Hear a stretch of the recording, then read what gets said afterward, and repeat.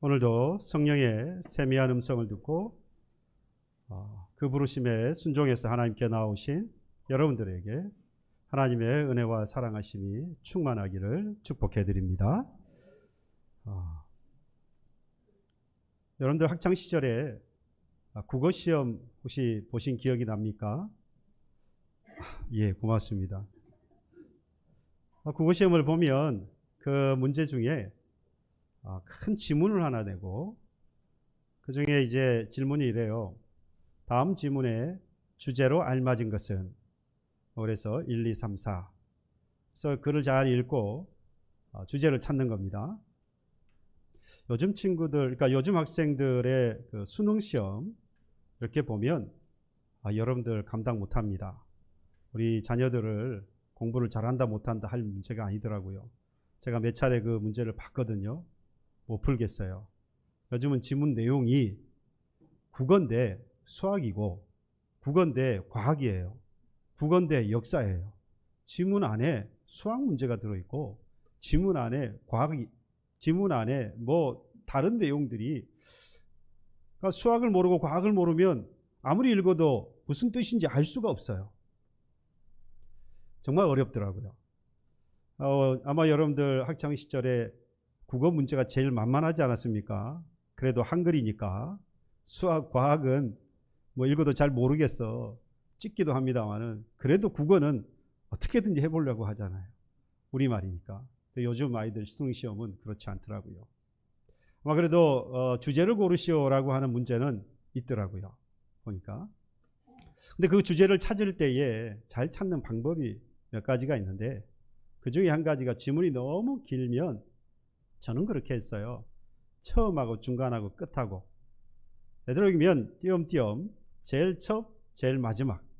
주로 처음 시작하는 내용을 보면 무슨 이야기를 하려고 하는구나 대충 짐작을 하고, 거기에 대한 결론이 마지막에 대부분 있기 때문에 그걸 잘 보면 주제를 어느 정도 찾을 수 있는 거죠. 그래서 예전에 공부할 때는 문법상 뭐 위에 문법 하여간 뭐 그렇게 정의를 하기를 위에 있으면 뭐 두괄식, 밑에 있으면 미괄식 뭐 이래 가지고 아마 공부를 했던 기억이 있습니다. 말을 할 때나 그럴 때에도 우리가 그런 논리를 가지고 하죠. 3답 논법을 통해서 자기의 논리를 전달하기도 하고, 그렇게 하면서 처음에 아예 주제를 탁 이야기하고 말을 하기도 하고, 잘 정리해서 마지막에 가서 결론을 탁 내리기도 하고, 그래서 그 자기의 어떤 첫 인상을 잘 드러내려고 하면 처음이 됐든 끝이 되었든 그 주제를 잘 결론을 내야 하지요. 처음 이렇게 어디 가서 면접을 보게 되어지면 아마 우리 대학 졸업하면서 취직을 준비하는 우리 청년들이 아마 이 문제가 가장 시급한 문제이고, 그래서 서울에 보면 가서 강사들에게 돈을 많이 주고 면접을 보는 시험을, 면접을 보는 그런 학원, 면접을 잘 보는 학원을 이렇게 끊어서 다니는 것을 보았습니다. 첫 인상, 그래서 어떻게 말을 조리 있게 해서 사람들에게 내 마음을, 내가 가지고 있는 걸 잘 전달할 수 있을까, 뭐 이런 거겠죠. 면접을 가면, 저도 이제 부교육자로 면접을 다녀보면서 항상 고민이 했던 게 그거예요. 처음에 봤을 때 이 사람의 이미지, 첫인상, 생긴 걸 어떻게 할 방법이 없는 거예요. 이렇게 생겼는데 이걸 다르게 어떻게 보일 방법이 별로 없어요. 생긴 건. 근데 말은 이건 어떻게 할 수 있어요. 그래서 생각을 잘 정리를 해서 처음에 딱 말을 뱉었을 때, 이 사람이 이런 사람이구나, 이 사람은 이러이러하구나 라고 하는 걸 잘 보일 수 있는 게 처음 하는 그 말입니다. 그래서 무지하게 신경을 써요. 엄청 신경을 씁니다. 저를 만났을 때 나를 어떻게 소개할까, 처음에 나를 어떻게 나타낼까, 조리 있게 준비를 잘 하지만 막상 면접이 되고 나면 이게 뒤죽박죽이 되어서 어렸을 때는 실수도 많이 했는데 말이죠. 제가 설교를 할 때도 마찬가지입니다. 처음에 어떻게 시작할까, 처음에 시작을 잘못하면 주무세요. 포기를 하고 오늘은 안 되겠다, 그리고 포기를 하고 주무시는 경우가 있는데, 지금 제가 서두를 잘 시작했는지 모르겠어요. 사람에게 자기의 표현을 잘 하기 위해서는 처음이 잘 드러나야 됩니다. 내가 지금 말하려고 하는 것을 처음에 잘 드러내야 그 다음 이야기도 잘 펼 수 있어요. 그러니까 처음을 잘 해야 된다 이 말이죠. 여러분, 우리 예수님께서 이 땅에 오신 이유가 무엇입니까? 우리 모두를 구원하시기 위함입니다. 그래서 예수님의 첫 말이 무엇이었을까라고 기대를 해보면, 생각을 하고 유추를 해보면, 내가 십자가를 지고 죽을 것이다. 그래서 너희들을 구원할 것이다. 이러니까 뭐라고 먼저 표현했겠습니까? 내가 너희를 사랑한다. 사랑에 대해서 이야기하셨을 것 같은 생각이 들어요. 앞으로 그 일을 행하실 거니까, 십자가를 지고 죽으실 때 너희들의 죄를 대신하여서 내가 죽을 것이니까 내가 너희를 사랑한다 라고 하시는 말씀을 가장 먼저 하셨을 것 같은데, 우리의 기대나 생각과 달랐습니다. 우리 예수님께서 가장 먼저 하셨던 말씀은 마태복음 4장 17절의 말씀을 보면, 이때로부터 예수께서 비로소 전파하여 이르시되 회개하라 천국이 가까이 왔느니라. 뭘 전하셨습니까? 회개하라 천국이 가까웠다. 회개하라는 말씀을 가장 먼저 하셨어요. 근데 이 4장 17절에 보면 이때로부터라고 했거든요. 이 이때로부터는 위에 보면 세례 요한이 옥에 갇혔어요. 그래서 복음을 전할 수 없게 되어, 회개의 복음을 전할 수 없게 되어서 이때로부터라고 예수님께서 표현을 하고 있는 겁니다. 그래서 예수님께서 이 세례 요한이 옥에 갇힌 것을 아시고 이때로부터 이제 비로소 전파하였느니라. 회개하라 천국이 가까웠다. 예수님께서는 이 처음 사람들을 만났을 때에 복음을 전하는데 그 첫 마디가 회개하라는 말씀이었다 이 말이에요. 여러분, 이 본문, 그러니까 오늘 본문에 이 앞서서 보면 2절 3절에 보면 세례 요한 역시 뭘 전했느냐? 마찬가지였어요. 하나님의 말씀이 빈들에서 사가랴의 아들 요한에게 임한지라. 요한이 요단강 부근 그 각처에 와서 죄 사함을 받게 하는 회개의 세례를 전파했다. 보니까 이 세례 요한도 이 사람들이 찾아와서 세례를 받으려고 할 때, 세례를 베풀 때에 먼저 뭘 전했다는 겁니까? 회개하라는 것부터 전했다 이 말입니다. 근데 여러분, 회개하라 하기 이전에 이 사람들이 지금 뭐 하러 왔다 그랬습니까? 세례를 받으러 왔다 그랬죠. 제가 이렇게 목회를 하면서 그래 뭐 오랜만에 교회를 나왔든 또는 교회를 잘 다니든 어쨌든 간에 교회를 오면, 그래서 교회를 와서 예배를 드리고 뭐 이러면 참 감사하고 기쁩니다. 세례 요한의 입장에서 보면 사람들이 와서 세례를 받으러 온다, 이건 기쁜 일이에요. 그러니까 제 생각에는 이 사람들이 와서 세례를 받을 때에 이 세례 요한이 기뻐하면서 감사했다라고 말해야 될 것 같은데 그렇게 이야기하지 않아요. 회개하라고 말하고 그 다음에 7절에 가서 보시면 요한이 자기에게 세례를 받으러 오는 무리를 향하여서 뭐라고 부르느냐? 독사의 자식들아, 누가 너희를 일러 장차 올 진노를 피하라 하더냐? 아니, 세례를 받으러 오는 사람들에게 회개하라 그러더니 그들을 향하여서 독사의 자식들아 라고 부르고 있는 겁니다.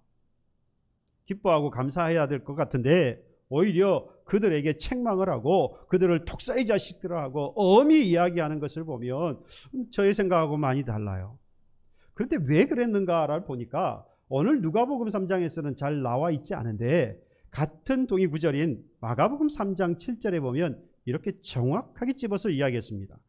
요한이 많은 바리새인들과 사두개인들이 세례 베푸는 데 오는 것을 보고 뭐라고 말하냐? 이르되 독사의 자식들아, 누가 너희를 가르쳐 임박한 진노를 피하라 하더냐?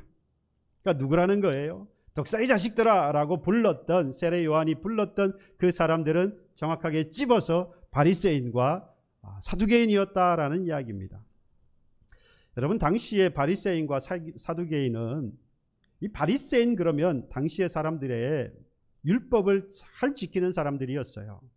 그런데 이 세례 요한이 그렇게 율법을 잘 알고 잘 지키는 사람들을 향하여서 독사의 자식들아 라고 했을 때는 율법을 알고 율법을 잘 지키나 뭐가 없는 거죠? 마음이 빠져 있어요. 진실함이 없는 거예요. 잘 지키고 잘 알아서 잘 지키는 건 정말 좋으나 그 마음이 빠져 있는 건 문제가 있다는 거죠. 그래서 바리새인들 보고 율법주의자, 그래서 거기에는 뭐만 남아 있어요? 마음은 없고 진실함은 없고 형식만, 외식만 남아 있는 겁니다. 그래서 독사의 자식들아 부른 거예요. 사두개인은 왜 독사의 자식들이라고 불렀느냐? 이들은 다윗과 솔로몬 왕 시대에 당시의 대제사장이 사독이었는데 그 사독의 사독을 이어 계승한 사람들이 누구냐? 바로 이 사두개인이에요. 그러니까 이 사두개인은 사실 종교적인 어떤 집단이라고 보기보다는 이 로마의 정치 세력과 이렇게 결탁이 되어져 있는 무리들입니다. 그러다 보니까 종교 집단이 아니라 정치의 한 부류, 그러니까 지금으로 보면 정당 같은 거예요. 정당이 가까워요. 그러니까 로마 세력과 정치 세력과 결탁이 되어져 있는 집단이다 보니까 사람들이 볼 때는 어떻습니까? 좋을 이유가 하나도 없지요. 이들은 자기들이 힘을 얻기 위해서 그 로마와 정치적인 결탁을 한 사람들이니까 이 사람들은 그 귀족 힘을 가지고 있지만 그 힘이 자연스럽게 된 것이 아니라 결탁에 의해서 이루어진 사람들이기 때문에 인정을 받지 못한 거죠. 사람들이 특히 세례 요한을 통하여서 독사의 자식들아 라고 하는 이 책망을 듣게 된 것입니다. 이 두 부류는 예수님에 대해서는 한 마음으로 대적을 했는데 또 자기들끼리는 또 싸웠어요. 융합이 안 돼요. 자기들끼리는 싸우고 예수님께 대하여서는 한 마음이 돼서 공격을 하고 그리고 나중에 예수님을 죽이는데 일선에 나섰던 사람들입니다. 이들을 향하여서 이 세례 요한이 독사의 자식들아, 예수님도 사실 이 바리새인, 사두개인, 서기관 이들을 향하여서 화이스진저 하면서 책망하셨지요. 그들의 형식과 외식 그리고 불의한 세력과 결탁 이러한 것들에 대하여서 예수님께서 책망을 하신 것입니다. 그래서 세례 요한이 그들에게 이야기를 합니다. 이 독사의 자식들아 라고 하시면서 8절에 보니까 그러므로 회개에 합당한 열매를 맺어야 한다라고 말씀합니다. 회개라고 하는 것은 말에 그치는 것이 아니지요. 회개라는 것은 형식으로 그쳐서는 안 된다라는 말씀입니다. 반드시 그 회개에 대한 합당한 열매를 맺어야 한다. 그게 바로 진정한 회개다라고 말합니다. 독사의 자식들아, 이 바리새인 그리고 사두개인 그리고 모여있던 그 모든 사람들에게 너희들이 회개해야 하고 그리고 그 회개에 합당한 열매를 맺어야 한다라고 이 세례 요한이 말할 때에 거기 왔던 많은 사람들의 마음속에 뭐가 있었느냐? 왜 이와 같은 이야기를 했느냐? 그들의 속으로 우리가 아브라함을 조상으로 섬기고 있다라는 생각을 했다는 거예요. 아브라함을 조상으로 두고 우리는 아브라함의 자손이다. 여러분, 이 말이 무슨 말이냐면 그들의 마음속에 우리는 이 아브라함의 자손이기 때문에 이 세례 요한에게 와서 세례만 받으면 오케이, 더 이상 문제가 없다. 우리는 그냥 아브라함의 후손이기 때문에 아브라함을 조상으로 섬기고 있기 때문에 우리는 세례만 받으면 아무 문제가 없다라고 생각을 했다는 겁니다. 이에 대해서 세례 요한이 뭐라고 한 겁니까? 어린 반푼어치도 없다 이거예요.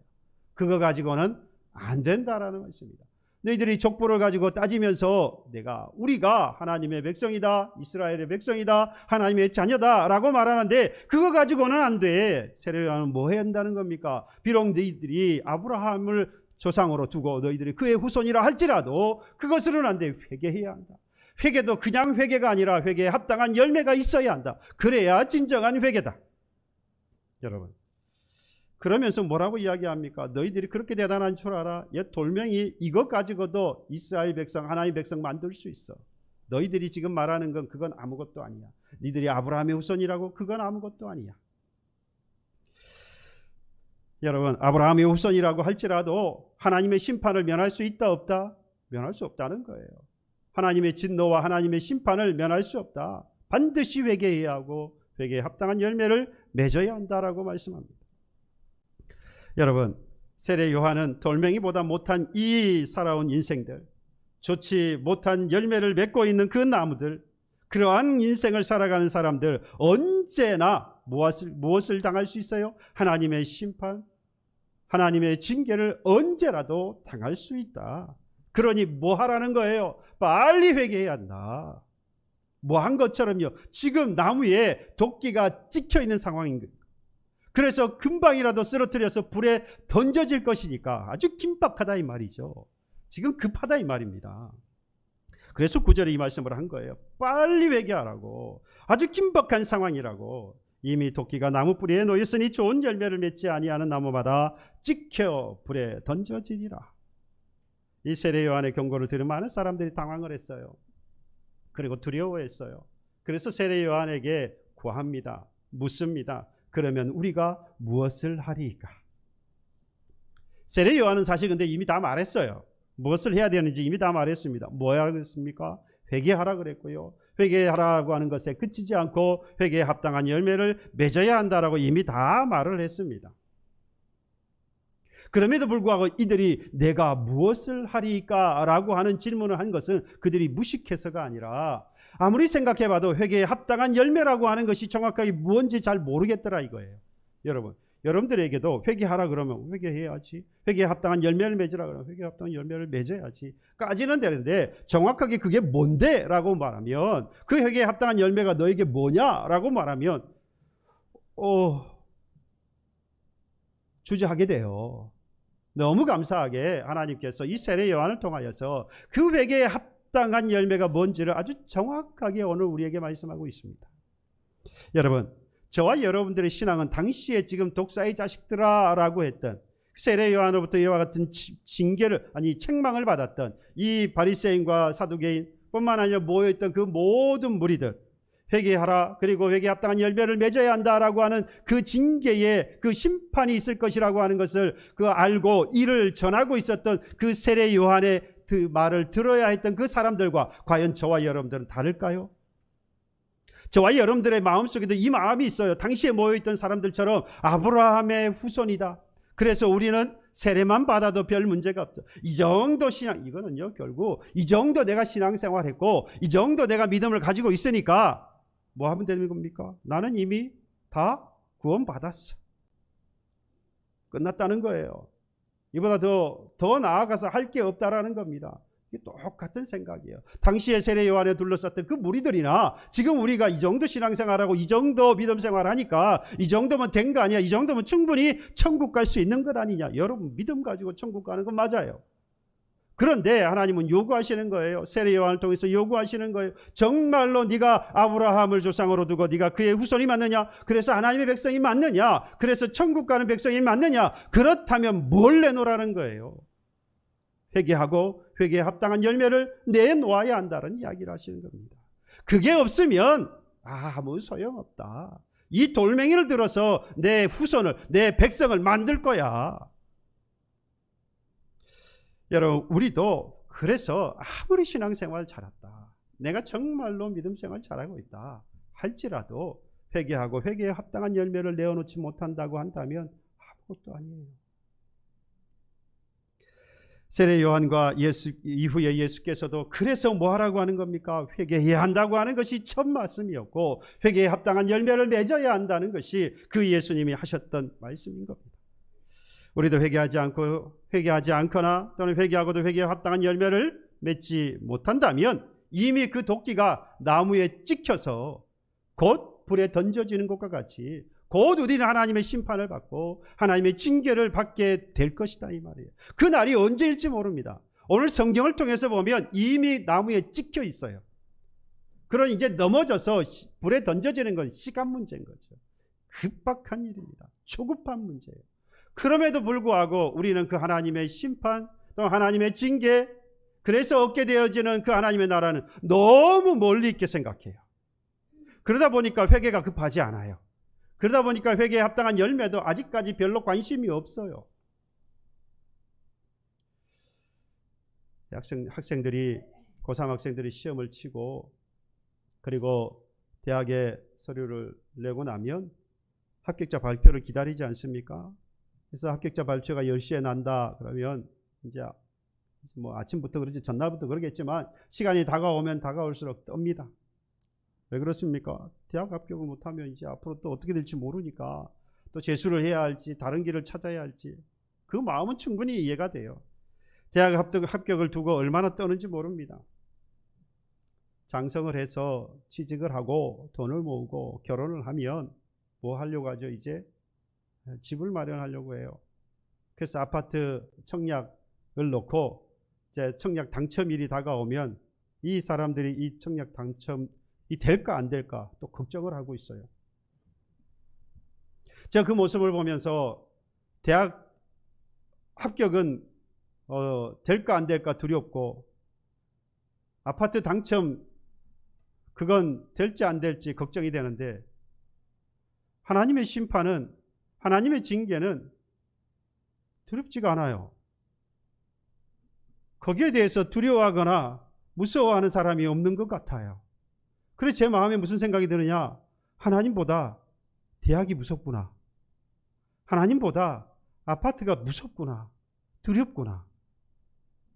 그렇지 않고서야 어떻게 대학은, 아파트는 두려운데 하나님의 심판, 하나님의 징계가 있을 것이라고 말하는데 거기에 대해서 두려워하거나 조급해하지 않고 회개하지 않고 하기에 합당한 열매를 맺을 생각이 없느냐 이 말입니다.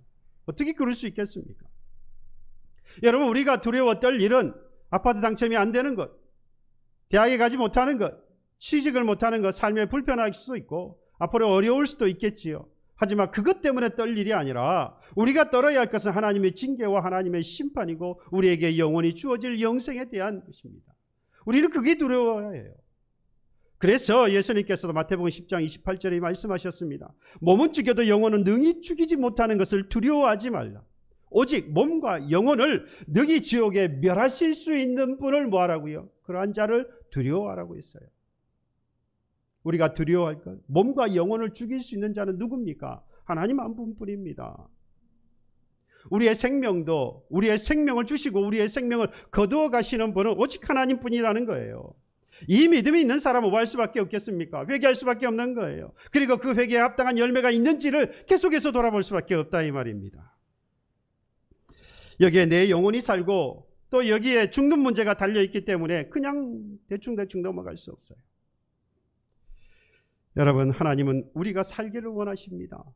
하나님께서 우리를 징계하시겠다, 하나님께서 심판하시겠다, 하나님께서 멸하시겠다라고 말씀하시는 것은 죽이려고 하는데 목적이 있는 게 아니에요. 채찍을 들어서 괴롭히려고, 고통을 주려고 하는 것이 하나님의 목적이 아닙니다. 하나님은 그를 통하여서, 그 모든 일들을 통하여서 그 심판을 면하기를, 멸망을 면하기를, 그래서 영원한 생명을 가지고 살아가기를 원하시는 것이, 영원한 생명을 주시는 것이 우리 하나님의 목적이에요. 하나님의 마음인 것입니다. 하나님은 우리가 다 멸망받지 않고 살아가기를 원한다고 분명히 말씀하셨어요. 여기서 모두 다라고 하는 건 물론 하나님께서 택하신 백성을 이야기하지만 어찌되었든 하나님의 본심은 뭐라는 겁니까? 모두가 사는 것입니다. 그러니 하나님은 마음을 알고 회개하고 회개에 합당한 열매를 맺는 사랑하는 교우 여러분들이 되기를 저는 간절히 기도하고 소망합니다. 그러면 그 회개에 합당한 열매가 뭐냐는 거예요. 우리의 궁금증을 알고 이 세례 요한을 통하여서 우리에게 이 말을 하고 있는 겁니다. 10절에 보면 무리가 물어 이르되, 참 이 무리에게 고마워해야 해요. 이 무리들이 그 마음을 알고 회개하고 회개에 합당한 열매를 맺어야겠다, 두려운 마음이 생겨서 이제 이 세례 요한에게 묻는 겁니다. 그러면 우리가 무엇을 해야 하겠느냐? 그때 세례 요한이 이렇게 말합니다. 11절에 볼까요? 옷 두 벌 있는 자는 옷 없는 자에게 나눠줄 것이요 먹을 것이 있는 자도 그렇게 할 것이니라. 뭐 하라고 말합니까? 이 무리들에게 요구한 회개에 합당한 열매는요, 내게 있는 것을 나누어 주는 것.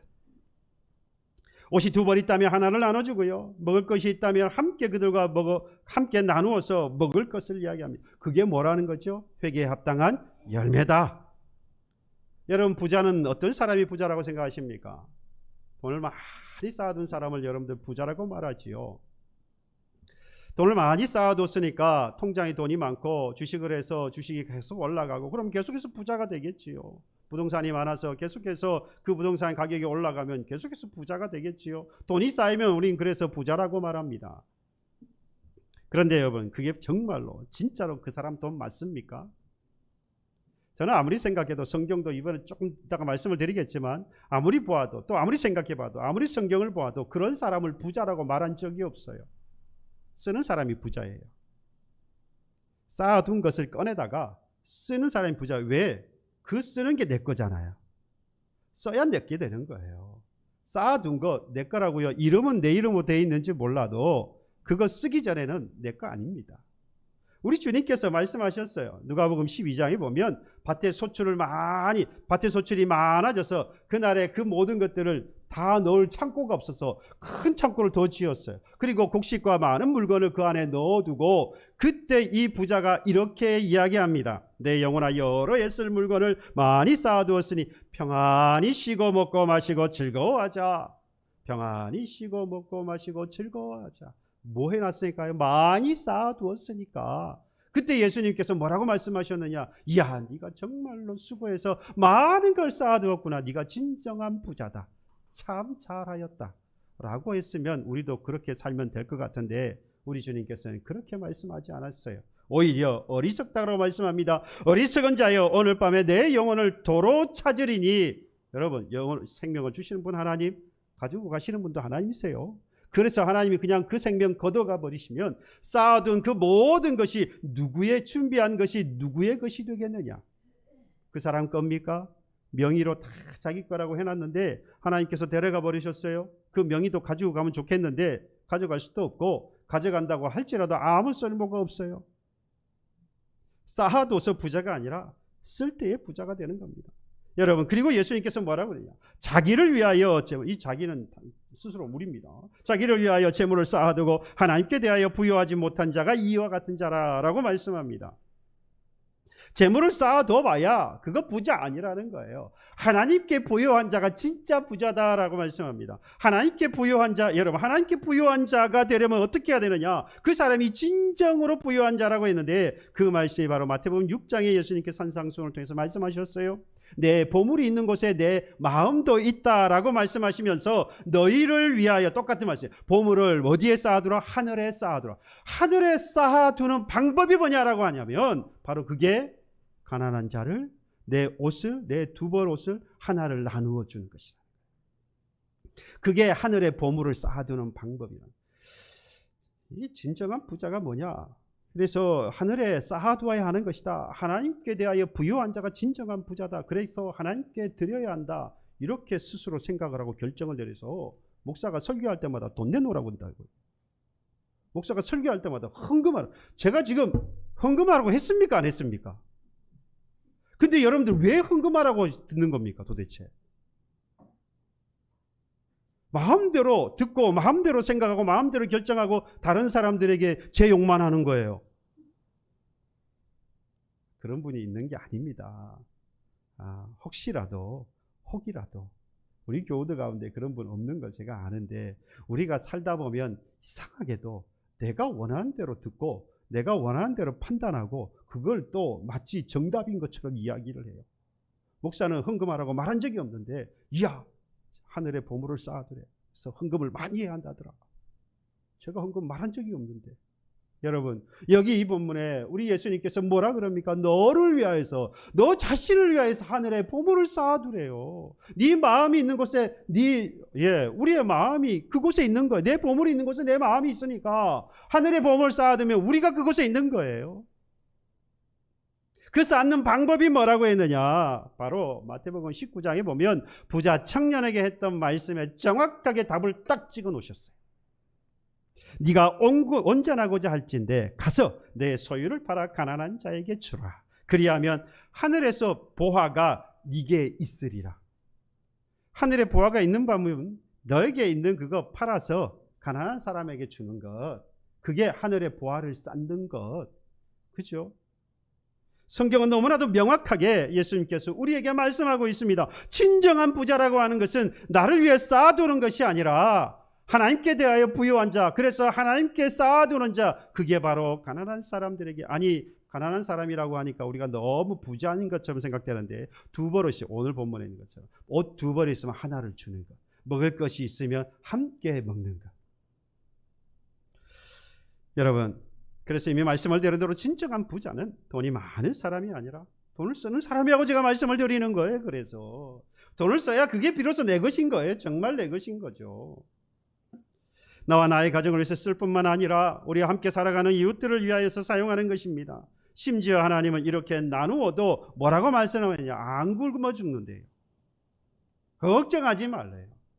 오늘 제가 말씀을 드렸던 이 천국의 부활을 쌓아두어라, 가난한 사람을 나눠줘야 한다, 마태복음 6장뿐만 아니라 그 말씀대로 이렇게 보면 뒤에 가면요 전부 뭐라고 말씀하고 있는 줄 아십니까? 걱정하지 말라고 그래요. 근심하지 말라 그래요. 그리고 이런 말씀, 너희 목숨을 위하여 무엇을 먹을까 무엇을 마실까 걱정하지 말라 그럽니다. 그리고 까마귀도 새도 하나님이 기르시고 솔로몬의 입은 옷도 백합만 못하지 않느냐. 그러니 걱정하지 말고 소유를 팔아 구제하라는 거예요. 하나님께 둔 바 다함이 없는 보물이니 거기 도둑도 없고 좀도 없다. 사라질 이유가 없다. 여러분, 옷 두 벌이 있으면 옷 없는 자에게 나눠주고 먹을 것이 있으면 그것도 나누는 것이 진정한 회개인 거예요. 회개에 합당한 열매인 것입니다. 이 일을 해야 한다고 하나님이 말씀하고 있어요. 여기서 제가 한 가지 주의할 점을 말씀을 드릴게요. 내가 사용하고 남은 것을 나누는 건요, 동정이고 연민입니다. 남아서 하는 거. 안 하는 것보다 나은 것 같은데 여러분, 그건 올바르지 않아요. 사용하고 남는 것을 나누는 게 아닙니다. 내게 꼭 필요한데, 그리고 내가 쓸 것인데 그걸 나누는 거예요. 두 벌 옷의 의미는 남아 돈다는 이야기가 아니라 내게 꼭 필요한 것이라는 거예요. 그런데 그걸 나누는 거예요. 먹을 것요, 내가 우리 가족과 꼭 먹어야 하는 거예요. 그런데 그걸 함께 나누는 거예요. 그 말씀을 하는 겁니다. 여러분, 우리 예수님께서 일부러 주셨습니까? 살면서 남아서 뭘 주셨어요? 아닙니다. 다 주셨어요. 십자가에서 남김없이 우리에게 다 주신 겁니다. 그래서 우리 교회, 저는 기도하고 소망하고 준비합니다. 더 많은 구제와 더 많은 선교를 위하여서 기도하고 더 많이 늘려가기를 소망하고 있습니다. 앞으로 그런 일을 해 나아갈 것이니 여러분들도 함께 기도하고 준비하여서 함께 갈 수 있기를 저는 간절히 소망합니다. 여러분, 코로나19로 인하여서 참 안타까운 상황이 있어요. 미국의 한 교회가 아주 좋은 모범을 보인 교회로서 소개가 되어졌는데요. 이 교회는 이 코로나가 터지면서 많은 사람들이 실직을 하고, 그래서 렌트비를 내지 못해서 노숙자로 나오고, 굶주려 가지고 죽는 사람이 나오고, 이러한 이웃들이 생기는 것을 보면서 그게 또 장기간 되어졌잖아요. 그러니까 이 어려운 상황들, 이웃들이 그렇게 고통받는 것을 보고 이 교회가 문을 닫았어요. 문을 닫았다는 말은 더 이상 뭐 철문을 닫아놓고 못 들어오게 했다 이 말이 아니고요. 그 당시에도 마찬가지로 우리도 그랬지만 도대체 이렇게 예배를 드릴 수 없는 상황이 되었으니 어떻게 하면 예배를 드릴 수 있을까? 어떤 방법을 통해서 우리가 예배를 해야 하느냐? 이걸 가지고 우리도 얼마나 초반에 많이 싸웠습니까? 교회가 교회, 성도가 이게 맞다, 이게 맞다. 예배는 이렇게 드리는 게 맞다. 이렇게 지금 코로나 시대니까 이거는 이렇게 해야 된다, 저렇게 해야 된다. 서로 간에 얼마나 싸웠는지 몰라요. 교회는 교인대로, 교회는 교회대로, 세상은 또 교회를 향하여서 니들이 왜 그렇게 하냐. 정말 안으로 밖으로 얼마나 터졌는지 몰라요. 그것 때문에 이 사실을 가지고 이 교회는 문을 닫았다 이 말이에요. 거기에 모든 신경을 다 꺼버렸다 이겁니다. 거기에 전기를 딱 꺼버리고요. 어디로 돌렸냐? 굶어가는, 그래서 일을 할 수 없어서 더 이상 노숙자로 살아야 하고, 먹을 것이 없어서 굶주리고 나아가서 결국 죽어가는 그 사람들을 향하여서 재정의 80%를 털어서 그 사람들에게 나눈 거예요. 수십억이 되더라고요. 이게 자연스럽게 교회 이름으로 하지 않고 당시에 이 일을 진행하고 있었던 비영리 단체를 통하여서 이걸 한 거예요. 근데 모르겠어요. 사람들이 결국 다 알게 되는 거예요. 그래서 그 가운데 회복이 된 사람들은 다시 돌아와서 교회에 감사를 표시하고 또 교인이 되기도 하고, 그 다음에 더 많은 헌금을 통해서 이 일을 더 할 수 있도록 돕는 사람으로 바뀐 거예요. 교회 와라 그러지 않았고요. 교회 안에서 우리가 예배를 이렇게 들어야 저렇게 들어야 싸우지도 않았어요. 오히려 그것을 끊고 정말로 이웃들이 고통하고 있는 것을 보면서 그들에게 더 가까이 나아간 것이죠. 정말 좋은 기회를 가졌던 거예요. 저는 그걸 놓친 것 같아요. 우리 교회가 이 좋은 기회를 놓쳐버렸다라는 생각이 드는 거예요. 우리 교회도 그랬어야 하는데, 여러분, 저와 여러분들이 앞으로 이 코로나19보다 더한 것도 올 수 있어요. 그렇지요? 그러한 것들이 분명히 올 겁니다. 우리는 그때에 이러한 쪽으로 우리 안에서만 이걸 어떻게 해결할 것인가를 이야기할 것이 아니라 밖에서 지금 고통하고 있는 그 사람들에게 우리 눈을 돌려야 되겠다 이 말입니다. 그럴 준비가 저와 여러분들에게 되어 있어야 하겠어요. 저와 여러분들 이러한 기회가 주어졌을 때에 준비하고 기도하고 준비하여서 그러한 기회를 놓치지 않기를 바랍니다. 하나님께서 분명히 그걸 원하시죠. 외부의 그 이웃들의 그 고통과 이 모든 것들을 다 외면하면서 우리 안에서 영과 진리로 예배하는 것, 우리 안에서 하나님의 사랑을 외치는 것, 나를 사한 제물로 하나님 앞에 드리는 것이 하나님 받으시는 영적 예배라고 말하면서 거기에 모든 것을 다 신경을 쓰고 그 사람들의 고통을 외면한다는 것, 그게 하나님께서 교회를 세운 목적이겠어요? 그게 그렇게 좋았으면 말라기 선지자에게 예수님께서 하나님께서 그 제물을 더 이상 가져오지 말라고, 너희들이 드리는 그 예배가 역겹다라고 주님께서 말씀하셨겠어요? 하나님께서 교회를 통하여서 하시고 싶은 것은 하나님께서 하나님 택하신 백성들이 하나님 앞에 예배하는 것뿐만 아니라 저 죽어있는 고통받고 있는 저들을 외면하지 않고 저들에게 나아가는 것일 겁니다. 그래서 이 세례 요한이 그 이야기를 하는 거예요. 나누라고 말이죠.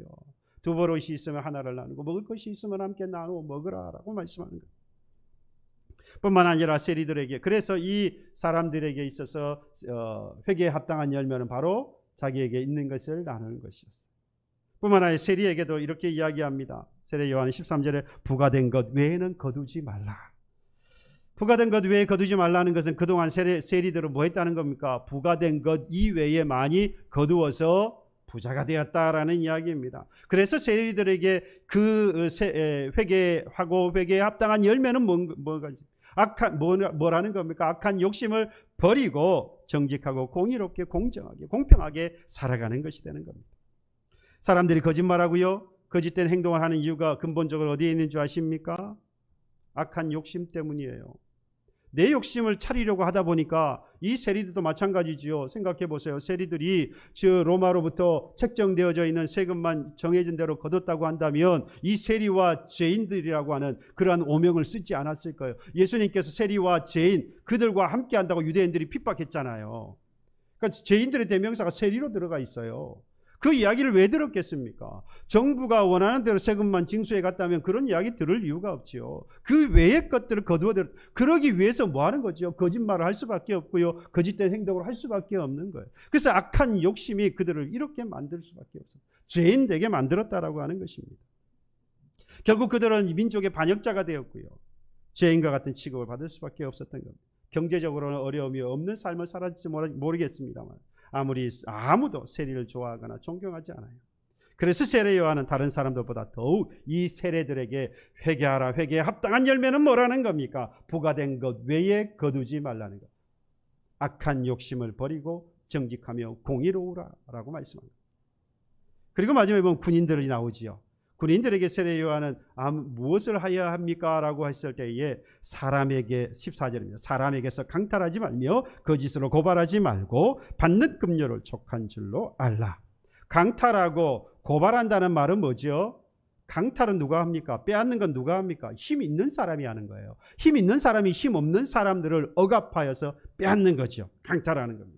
그러니까 당시의 군인들은 그러한 사람들이었다는 거죠. 힘과 권력이 있어서, 권세가 있어서 사람들을 억눌러서 강탈하는, 빼앗는, 부정직하게 부도덕하게 빼앗아갔다라는 이야기입니다.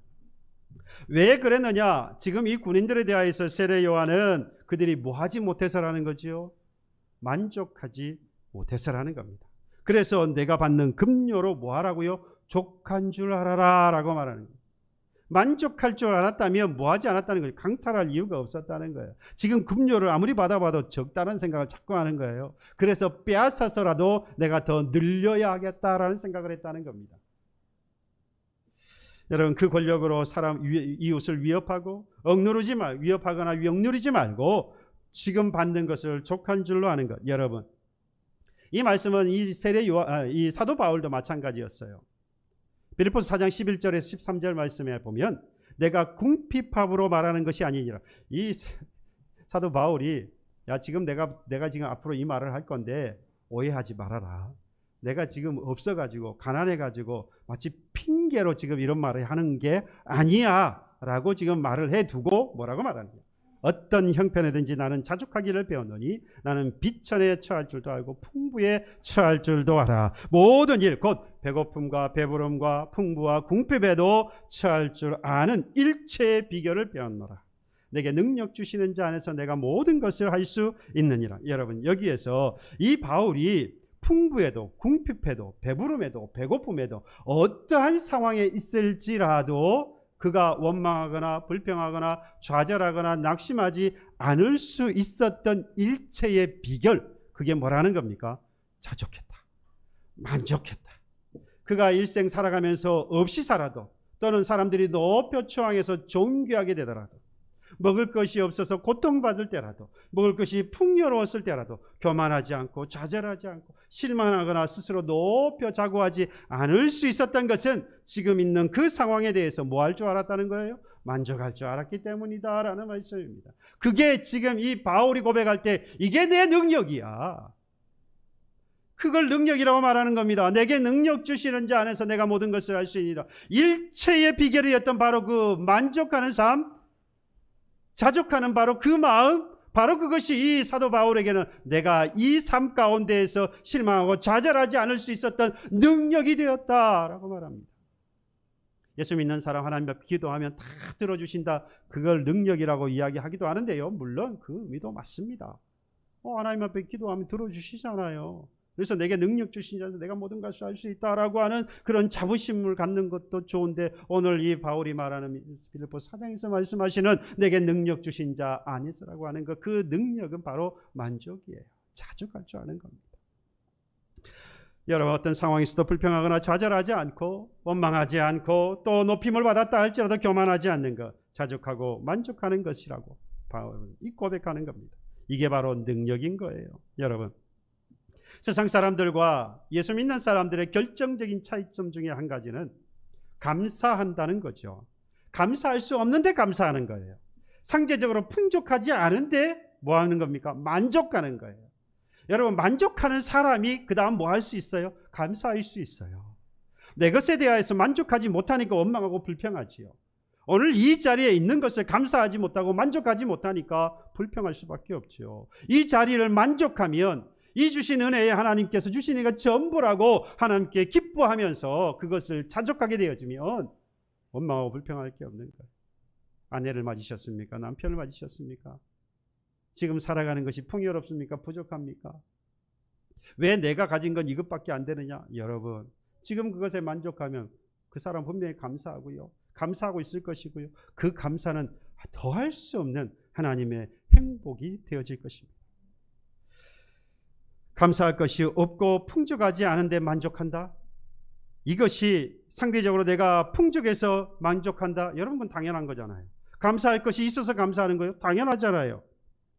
사람들은 이걸 이해할 수 없는 거예요. 그래서 이게 바로 믿는 사람 능력인 거예요. 구원하시는 예수께서 내 마음에 계시, 그래서 능력자가 되신 그 주님을 내가 삶의 주인으로 모시고 살아가는, 섬기는 사람이라고 한다면 비록 내가 오늘 가난할지라도 예수로 인해서 만족하며 살아가게 될 것입니다. 어떤 상황에서도 원망 불평하지 않고 있는 것은 만족할 줄 아는 능력자이기 때문입니다. 그런 여와 여러분들이 되시기를 소망합니다. 오직 예수로 기뻐하고 오직 예수로 감사하고 오직 예수로 만족하는 능력 있는 저와 여러분들이 되기를 소망합니다. 여러분, 이 시대는 이미 나무에 도끼가 찍힌 시대예요. 언제 멸망을 당해도, 언제 하나님의 심판을 당해도 이상하지 않은 시대다, 이 말입니다. 지금 우리는 그때를 살아가고 있어요. 그러니 회개하기를 미루지 말아야 합니다. 회개하는 것을 미루는 것은 세상은 두려워하면서 세상에 내게 주어지지 않은 것들에 대하여서 불평하며 살면서, 그건 없어서 불평하고 없어서 두려워하면서 하나님을 두려워하지 않는 사람인 거예요. 회개를 뒤로 미루는 사람은요, 여러분, 고린도후서 6장 2절에 말씀했습니다. 보라, 지금은 은혜 받을 만한 때요, 보라, 지금은 구원의 날이요. 지금 은혜 받을 날이고 지금 구원의 날이라는 말은, 바꿔 말하면 지금이 바로 회개할 때라는 거예요. 그리고 나아가서 그 회개에 합당한 열매를 맺어야 할 때가 바로 오늘인 것입니다. 사랑하는 저와 여러분들, 나무에 도끼가 찍힌 이 시대를 살아가면서 언제 하나님의 심판이 있을까? 아닐 거야. 그런 어리석은 자가 되지 않기를 바랍니다. 오직 바로 오늘이 하나님 앞에 회개할 때이고, 바로 오늘이 회개에 합당한 열매를 맺어야 할 때임을 다시 한번 기억하고, 그 열매를 통해서 하나님 앞에 영광을 돌리는 삶이 되기를 주님의 이름으로 축복합니다. 찬양합시다. 신실하게.